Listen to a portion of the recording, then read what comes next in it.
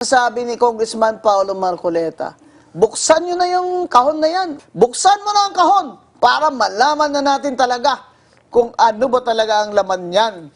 Dahil alam naman ninyo, ang BIR nga ay ayaw nga magbukas ng kahon. Dahil that is the BIR believes that it will violate the Bank Secrecy Law.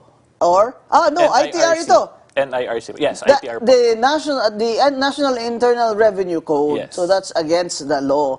Eh, yung ITR na yan, that is not for public consumption. Hindi ba, attorney? Yes. Oo, kaya ayaw ng BIR. Pero sinabi na nila, dalhin nyo dito yan. Di dinala sa kahon. Oh, ngayon, ayaw ng BIR buksan. Ano nangyari dun sa hearing, attorney? Wala kasi ako dun eh. Yung nagka-voting po, then majority voted to not open it. O, kita mo?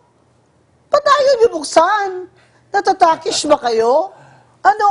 O, di ba? Eh, bakit takot kayo? Dapat buksan niyo kung hindi kayo natatakot na tama yung ginagawa niyo. Kumbaga, the shoe is now on the other foot. May I add something, attorney? Yung isa sa congressman, nabasa po namin yung statement, yung sinabi niya is out of caution na sa Senate na lang daw gawin. So yun lang din naman po yung sinasabi namin to begin with. We sent them cautionary letters actually Yan. prior to the April 22 hearing pa. Anong sinabi niyo doon sa letters? To be more on the cautious side due to confidentiality loss. Yun. Sa pinadala po yun sa AMLAC and sa BIR ng side ni Attorney Mans. Quoting Supreme Court decisions, that congressman who's probably a lawyer said, I am erring on the side of caution.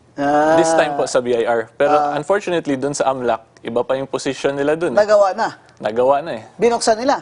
Yung sa AMLAC po, di ba? Yung sa April 22, they disclosed it. Oo. Pero ngayon, sa BIR, they are now more on the cautious side. Oo. Alam mo, tama talaga na binabatikos natin sila eh. Kasi pag walang batikos, talagang akala ng mga ito sila ng pinakamagaling eh. O ano, ito yung boto. Kanina, attorneys. 6 votes, yes. Buksan ang kahon. 38 votes, wag buksan ang kahon. At walang nag-abstain. Sino po ba yung 6 na buksan daw ang kahon? Sigurado ako, negative dyan ang boto ni Congressman Garbin, Congressman Jennifer, Congressman Rufus Rodriguez, yung mga Mindanao kaya na congressman dyan, marami dyan sa negative. The boat is sinking. The boat is sinking. Yan na po ngayon ang nangyayari. Kaya tingnan po ninyo. Kung hindi ba yan the boat is sinking, bakit 38 votes yan ang no? Huwag buksan ang kahon.